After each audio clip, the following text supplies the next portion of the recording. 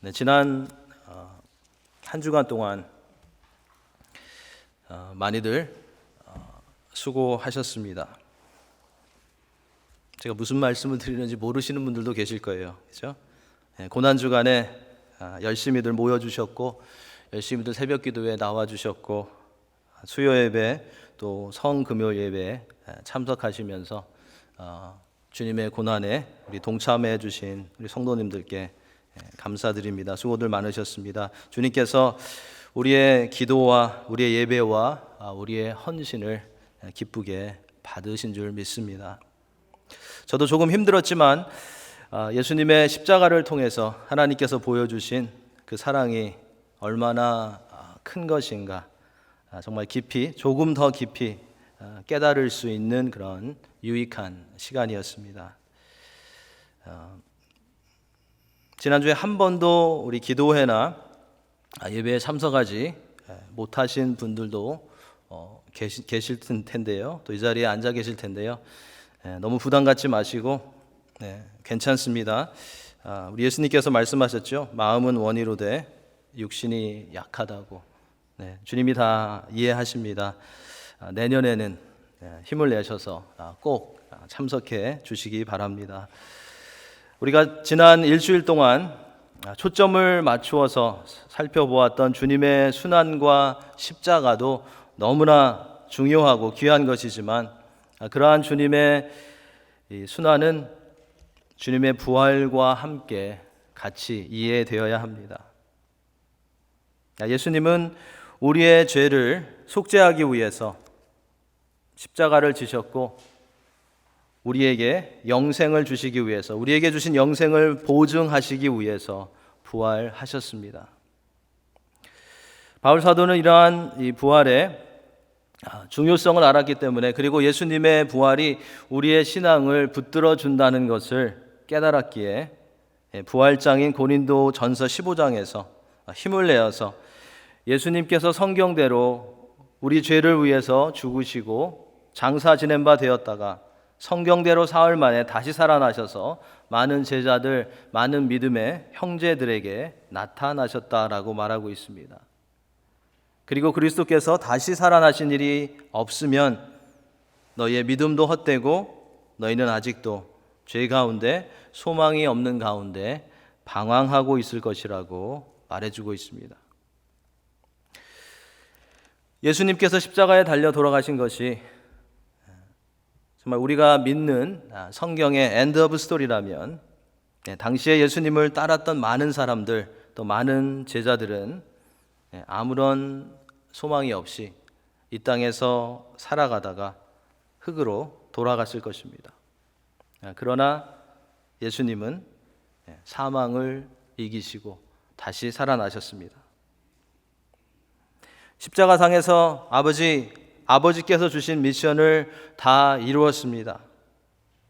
내 영혼을 아버지 손에 부탁하나이다 라고 하시며 숨을 거두신 예수님께서는 성경의 말씀대로 사흘 만에 죽음을 이기시고 부활하셨습니다.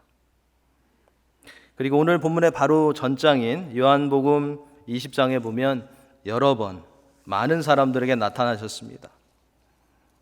슬픔 가운데 있는 여자들에게 나타나셔서 기쁨을 주셨습니다. 의심하는 자에게 나타나셔서 확신을 주시고, 두려워서 어쩔 줄 모르는 자들에게 용기와 꿈과 삶의 방향을 주셨습니다. 십자가에서 못 박히시고 끝나신 주님이 아니라 살아나셔서 함께 하시는 주님이시라는 것을 부활을 통해서 보여주신 것입니다. 오늘 본문도 이 부활하신 예수님께서 디베랴 호수, 곧 갈릴리 호수에서 물고기를 잡고 있는 제자들에게 나타나신 그 사건을 기록하고 있습니다. 이것은 14절 말씀을 볼 때 세 번째로 예수님께서 부활하신 후에 제자들에게 나타나신 것이었습니다. 오늘 본문의 배경은 주님께서 베드로를 첫 번째 갈릴리에서 부르실 때의 장면과 굉장히 비슷합니다. 그때에도 제자들이 물고기를 잡지 못하고 있을 때 예수님께서 베드로의 배에 모르셨습니다.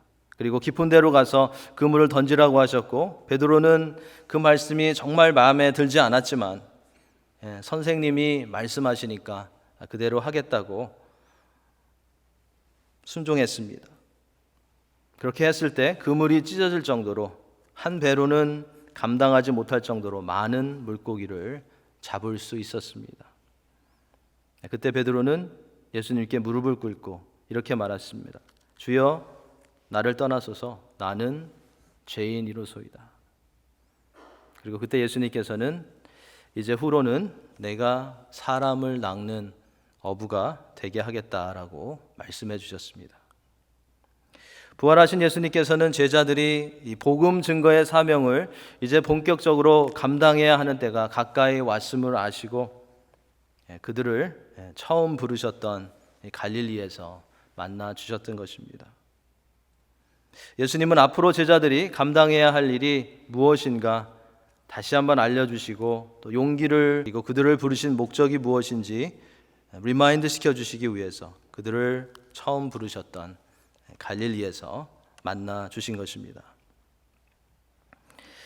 예수님께서는 십자가 고난을 당하시기 전과 또 부활하신 후에 제자들에게 갈릴리에서 그들을 볼 것이라고 약속하셨습니다.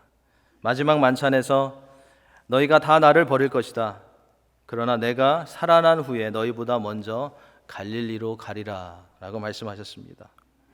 부활 후에 천사들을 통해서 무덤에 찾아간 여인들에게 가서 그의 제자들과 베드로에게 이르기를 예수께서 너희보다 먼저 갈릴리로 가시나니 전에 너희에게 말씀하신 대로 너희가 거기서 배우리라 하라 라는 메시지를 전해 주셨습니다.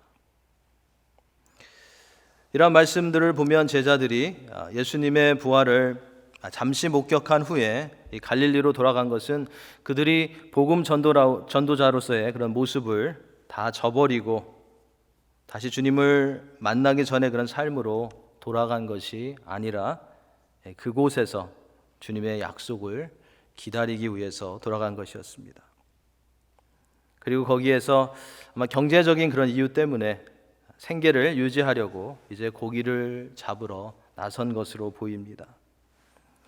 그렇기 때문에 어떤 이들이 주장하는 것처럼 제자들이 예수님의 부활을 목격한 후에 모든 것을 다 버리고 사명을 다 버리고 다시 자기의 일터로 돌아갔다라는 그 말은 아마 그렇게 정확하지 않은 것 같습니다. 그들은 모든 것을 다 포기하고 옛날 직업으로 되돌아간 것이 아니었습니다.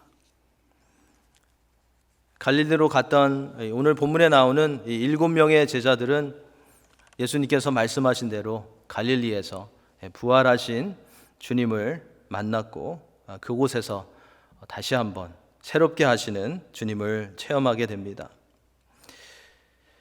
오늘 본문 가운데 우리는 여러 모양으로 제자들에게 다가가셨고 또 우리에게 다가오시는 부활하신 살아계신 주님의 모습을 발견하게 됩니다. 먼저 우리는 오늘 본문에서 찾아오시는, 다가오시는 주님의 모습을 볼 수 있습니다. 예루살렘에서 유월절을 마치고 제자들은 수많은 다른 순례자들과 같이 고향으로 갈릴리로 출발했습니다. 그들은 분명히 부활하신 주님을 예루살렘에서 만나기는 했지만 이번에는 많은 것이 달랐습니다. 무엇이 달랐을까요? 이번에는 예수님이 그들과 함께 동행하지 않으셨습니다. 예수님이 곁에 계시지 않았습니다. 그들은 굉장히 무엇인가 엠티한 그런 감정과 그런 마음을 가지고 갈릴리로 향했던 것입니다. 이미 부활하신 예수님께서 그들에게 예루살렘에서 2번이나 나타나셨음에도 불구하고 그들은 여전히 힘이 빠져 있었습니다. 무엇을 해야 할지 알지 못했습니다. 목표가 서지 않았습니다. 이러한 제자들의 모습은 우리에게 중요한 그런 교훈을 줍니다. 예수님을 우리가 붙잡지 않으면, 더 정확하게는 부활하신 주님을 우리가 바르게 만나지 못하면 우리는 힘을 잃고 우리는 방황하게 되고 삶의 목표가 없이 살아가게 된다는 것을 우리에게 가르쳐 줍니다. 오늘 본문에 나오는 7명의 제자들은 이러한 삶의 방향을 못 잡고 있는 가운데 갈릴리 호숫가를 거느리고 있습니다. 그때 항상 이 리더 역할을 했던 베드로가 갑자기 그들에게 나는 물고기를 잡으러 가노라 라고 말했습니다. 그때 다른 6명의 제자들도 그러면 우리도 함께 가겠다 라고 하면서 함께 물고기를 잡으러 호수로 나갑니다. 그런데 그 밤에는 물고기가 잡히지 않았습니다. 물고기들이 협조하지 않았습니다. 그들은 밤새도록 수고했지만 힘과 시간만 낭비했습니다. 이제 새벽이 밝아오고 있는데 예수님께서 그전처럼 이 갈릴리 호수의 해변가에 나타나신 것입니다.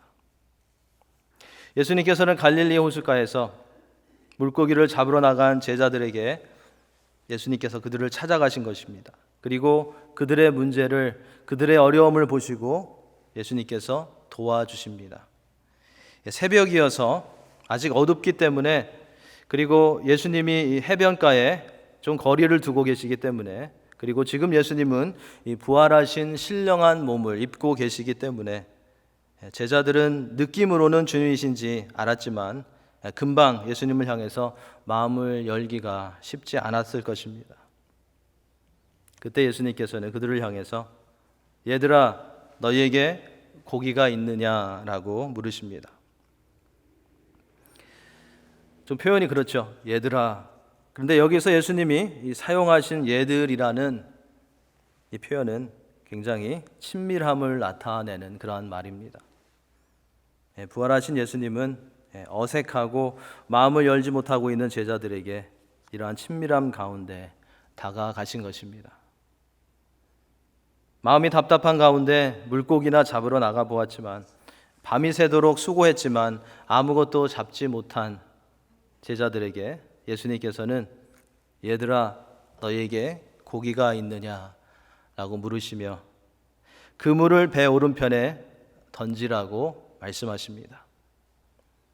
그래서 그들이 그물을 배 오른편에 던졌는데 그물을 들어 올릴 수 없을 정도로 많은 생선을 얻게 되었습니다. 당시에는 그물을 올리면, 이 어부들이 그물을 올리면 팔기 위해서, 고기를 팔기 위해서 반드시 물고기를 카운트했다고 합니다. 오늘 이 본문에 나오는 아마 제자들이 카운트한 물고기가 153마리라고 요한은 기록하고 있습니다. 많은 분들은 이 153이라는 숫자에 너무 집중하는 그런 경향이 있습니다. 우리 한국 분들이 특별히 숫자를 좋아하셔서 153에 굉장히 많이 집중을 하십니다. 그런데 사실 특별한 의미는 없는 것 같습니다. 그냥 물고기가 많이 잡혔다라는 것을 말해주는 그런 숫자라고 이해하시면 되겠습니다. 우리가 정말로 기억해야 할 것은 이 153이라는 숫자가 아니라 그날 아침에 새벽에 갈릴리 호수에서 많은 고기가 잡힌 것은 초자연적인 사건이었다는 것입니다. 그리고 그렇게 고기가 많이 잡힌 것은 예수님이 제자들을 찾아가셨고 살아계신 예수님이 거기에 제자들과 함께 있었기 때문이라는 것입니다. 그래서 그 기적이 일어난 것입니다. 이처럼 우리 주님은 찾아오셔서 주님의 제자들을 돕기 원하시는 그런 주님이십니다. 예수님께서 부활하시기 전에는 시간과 공간의 제한을 받으셨습니다. 그래서 예수님이 머무시는 그 곳에서만 사람들과 만나실 수 있으셨고 그 자리에서만 그들을 도우실 수 있으셨습니다. 그런데 부활하신 주님은 이제 어느 곳에나 누구에게나 찾아가셔서 만나 주실 수 있게 된 것입니다. 그리고 지금은 성령을 통해서 우리를 어느 곳에서나 또 어떤 상황에든지 만나 주시는 분이십니다. 부활하신 예수님은 제자들에게 찾아가셨습니다. 예루살렘에서 문이 꼭 잠긴 방 안에 두려워하는 숨어있는 제자들, 엠마오로 가는 제자들, 물고기를 잡으러 갔다가 아무것도 잡지 못했던 제자들에게 찾아가셨습니다. 살아계신 주님은 이처럼 우리에게도 찾아오셔서 우리를 만나 주십니다. 우리의 문제들 가운데, 우리의 고난 가운데, 우리의 두려움 가운데, 우리의 염려 가운데 주님은 찾아오십니다. 너희에게 문제가 있느냐? 너희에게 두려움이 있느냐? 너희에게 고통이 있느냐? 라고 물으십니다. 우리를 위해서 십자가를 지신 주님이신데 얼마나 우리와 만나기를 원하시고 얼마나 우리를 인도해 주시기를 원하시겠습니까? 그런데 중요한 것은 우리가 그 주님을 알아보느냐 하는 것입니다. 우리가 그 주님의 음성을 깨닫고 그것이 주님의 음성임을 깨닫고 순종할 수 있느냐는 것입니다. 우리는 어디에서 어떤 상황에서 주님이 우리에게 찾아오실까 항상 생각하며 마음을 열어놓고 있어서 주님이 언제라도 오셔서 우리의 삶을 이끌어 가실 수 있도록 해야 할 것입니다. 계속해서 성령으로 말씀으로 우리에게 찾아오시며 도우시는 살아계신 주님을 항상 마음을 열고 웰컴 하실 수 있는 성도님들이 되시기를 축원합니다. 둘째로 우리는 오늘 본문에서 우리와 교제하기 원하시는 부활의 주님을 보게 됩니다.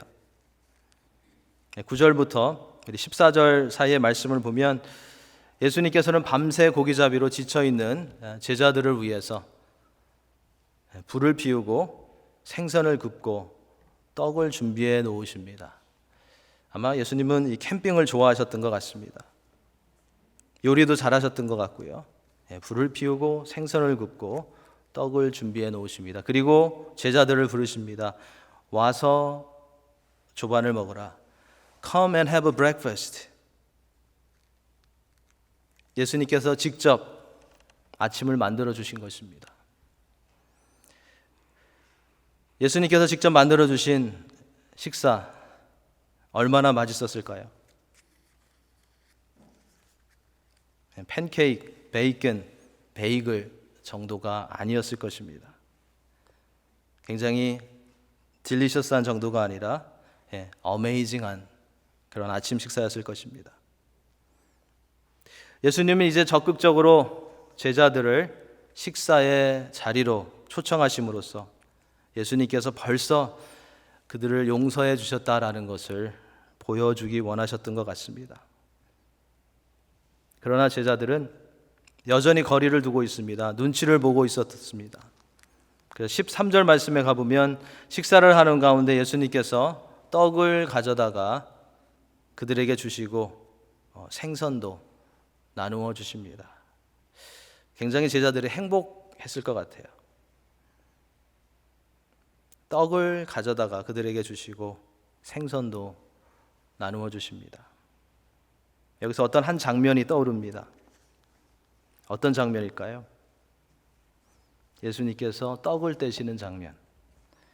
메뉴는 조금 다르지만 최후의 만찬이 떠오르는 그 장면입니다. 이것은 진정한 교제의 자리였던 것입니다. 진정한 펠로십이 이루어지고 있었던 것입니다. 주님께서는 제자들을 위해서 쿡을 하시고 섬기시며 그들을 위로하시며 그들과 진정한 펠로십을 나누셨던 것입니다. 예수님은 제자들을 부르시고 훈련시키신 후에 십자가에서 돌아가시고 그냥 사라지신 분이 아니시라 부활하시고 다시 그들에게 오셔서 그들과 교제하시며 지쳐있는 그들을 세워주신 것입니다. 이때 제자들은 그들이 누구와 함께 교제를 하는지 그분이 바로 부활하신 주님이신 것을 확실히 알 수 있었던 것입니다. 예수님은 단지 우리를 부르시고 우리를 구원하시고 사라지신 분이 아니십니다. 우리를 구원하시고 그냥 놓아두시는 분이 아니시라 지금도 살아계셔서 주님의 피값으로 세우신 교회 가운데 그리고 우리들의 삶 가운데 일하고 역사하시는 분이십니다. 우리는 이 사실을 잊지 말아야 할 것입니다. 우리 가운데 찾아오실 뿐만 아니라 우리와 교제하시며 우리를 통해서 주의 일을 감당하게 하시는 주님의 초청 앞에 우리의 마음을 우리는 활짝 열고 나아갈 수 있어야 하겠습니다.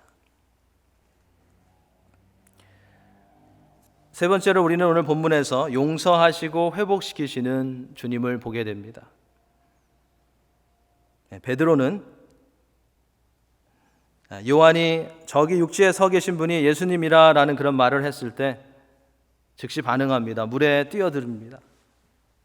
물에 뛰어들어 수영해서 예수님께 나아갈 정도로 베드로는 예수님을 사랑했고 예수님을 따르길 원했습니다. 하지만 그의 마음속에는 여전히 과거에 자신이 예수님을 부인했던 기억으로 가득 차 있습니다. 그래서 힘들어하고 있습니다. 베드로는 얼마 전에 주님을 따르고 주님 편에 서는 것에 완전히 실패했습니다.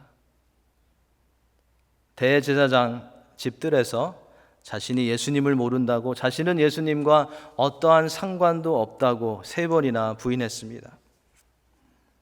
베드로의 이러한 답답하고 죄책감이 있는 그런 마음들과 또 예수님과의 불편한 관계가 계속된다면 베드로는 적극적으로 예수님께서 맡겨주신 그 사역을 감당할 수 없었을 것입니다. 그는 사람을 낚는 사람이 될 수 없었을 것입니다. 그래서 예수님께서는 그 부분을 오늘 본문에서 해결해 주시는 것을 볼 수 있습니다. 아침 식사 후에 갈릴리 호숫가에서 예수님께서는 베드로를 부르셔서 그와 프라이빗한 그런 인터뷰를 하십니다. 그리고 그 인터뷰 가운데 3번에 걸쳐서 질문을 하십니다. 그런데 그 질문이 거의 똑같습니다. 분명히 그 주위에 있었던 제자들도 이 대화의 내용을 들을 수 있었을 것입니다. 과거에 베드로가 3번 예수님을 모른다고 부인했듯이 예수님께서는 3번 베드로에게 질문하십니다. 예수님은 이 베드로를 힘들게 하시려고, 그를 죄책감에 빠지게 하시려고 3번 질문한 것이 아니라 그를 회복시키시려고, 그를 일꾼으로 다시 세워주시려고 3번 질문하신 것입니다. 예수님께서는 베드로가 더 이상 이 문제로 인해서 힘들어하지 않고 주님이 용서하셨다라는 것을 알기를 원하셨던 것입니다. 그리고 넘어졌어도 다시 일어서서 주님을 따를 수 있다라는 것을 가르쳐 주기 원하셨던 것입니다. 예수님께서는 요한의 아들 시몬아, 내가 나를 사랑하느냐라고 베드로에게 묻습니다. 이 질문을 보면요, 예수님께서는 베드로의 과거에 대해서 묻지 않으십니다. 그래서 우리 같으면 과거에 대해서 제일 먼저 물어보았을 것입니다. 예수님께서는 베드로의 실수에 대해서 묻지 않으십니다. 예수님께서는 앞으로 잘할 거지 베드로의 미래에 대해서 묻지 않으십니다. 예수님께서는 베드로의 지금의 마음의 상태, 지금의 마음의 자세에 대해서 물어보십니다. 내가 나를 사랑하느냐? 특이한 것은 예수님께서 여기에서 이 베드로라는 이름을 사용하지 않으신다는 것입니다. 베드로라는 이름은 마태복음 16장에 보면 베드로가 올바른 신앙 고백을 했을 때 너는 베드로라, 내가 이 반석 위에 교회를 세우리라 라고 하시면서 주신 그러한 이름입니다. 반석이라는 굉장히 좋은 그런 이름입니다. 그런데 여기에서는 주님께서 그 이름을 사용하시지 않으십니다. 요한의 아들 시몬이라고 부르십니다. 예수님께서는 이렇게 함으로써 사역적인 그런 면을 다루시는 것이 아니라 먼저 인간적인 면, 우정적인 면, 관계적인 그런 면을, 가장 베이직한 그런 부분을 다루고 계신 것입니다. 요즘 말로 표현하면 목사로서의, 장로로서의, 집사로서의 위치가 아니라, 그런 직분에서 질문하시는 것이 아니라 한 믿는 자로서의, 한 하나님의 자녀로서의 한 성도로서의 마음을 예수님께서 다루신 것입니다. 여기에는 세 번의 질문과 세 번의 고백과 세 번의 위임이 나옵니다. 예수님께서 내가 나를 사랑하느냐 라고 물으실 때마다 베드로는 그렇습니다. 내가 주님을 사랑하는 줄 주님께서 아시나이다 라고 고백했습니다. 세 번째 질문을 하셨을 때 베드로는 근심하며 주님 모든 것을 아시오매 내가 주님을 사랑하는 줄을 주님께서 아시나이다 라고 고백했습니다. 예수님을 진심으로 사랑한다라는 베드로의 진실된 사랑의 선포에 예수님께서는 그에게 주님의 양을 돌보라는 그런 임무를 주십니다. 중요한 그런 미션을 맡기십니다. 예수님께서는 이러한 질문과 고백과 임무를 맡기시는 그런 대화를 통해서 베드로를 분명하게 용서하셨다라는 것을 알게 하셨고 그를 과거의 실수와 상처에서 회복시켜 주신 것입니다. 그에게 자유함을 주신 것입니다. 이제는 주님과의 바른 관계에서 주께서 맡겨주신 일을 감당할 수 있는 그런 베드로로 세워주신 것입니다. 회복시켜 주신 것입니다. 예수님과 베드로의 대화는 이 세 가지 질문과 이 세 가지 답으로 끝나지 않습니다. 내 양을 맡긴다라는 사명을 주신 후에 18절 말씀에 가보면 예수님은 엄숙하고 진지하게 베드로에게 이렇게 말씀하십니다. 내가 진실로 진실로 내게 이르노니 내가 젊어서는 스스로 띠띠고 원하는 곳으로 다녔거니와 늙어서는 내 팔을 벌리리니 남이 내게 띠띠우고 원하지 아니하는 곳으로 데려가리라.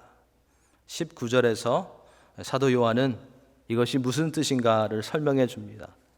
이 말씀을 하심은 베드로가 어떻게 죽음으로 하나님께 영광을 돌릴 것을 가르치심이로라. 이 말씀을 하시고 베드로에게 이르시되 나를 따르라 하시니. 예수님께서는 베드로가 앞으로 주님께서 주신 자신의 임무를 수행하는 그런 과정에서 선한 목자이신, 양들을 위해서 목숨을 내어놓으신 선한 목자이신 예수 그리스도처럼 그 임무를 수행하는 그 과정 가운데서 순교할 것임을 말씀해 주신 것입니다. 부활하신 주님은 우리를 용서하시고 우리를 회복시키시는 주님이십니다. 살아나신 주님, 부활하신 주님은 우리가 실수하고 넘어졌어도 그것이 끝이 아니라 주님 앞에 나올 때에는 회복될 수 있고 주를 위해서 살아갈 수 있고 사용되어질 수 있다는 것을 말씀해 주시는 주님이십니다. 혹시 우리의 실수나 실패나 넘어진 것 때문에 힘들어하고 있는 부분이 있다면 오늘 그 부분을 가지고 우리 부활하신 주님께 나아가 고백하며 자유케 되고 힘을 얻을 수 있기를 소망합니다. 십자가에서 죽으시고 부활하시고 승천하신 예수님께서는 지금 이 시간에도 우리의 실수와 연약함을 위해서 하나님 우편에서 우리를 위해 변호하고 계십니다. 요한일서 2장 1절 말씀에 보면 만일 누가 죄를 범하면 아버지 앞에서 우리에게 대언자가 있으니 곧 의로우신 예수 그리스도시라 라고 말씀합니다. 로마서 8장 34절에 보면 누가 정죄하리요 죽으실 뿐 아니라 다시 살아나신 이는 그리스도 예수시니 그는 하나님 우편에 계신 자요 우리를 위하여 간구하시는 자신이라 라고 말씀하고 있습니다.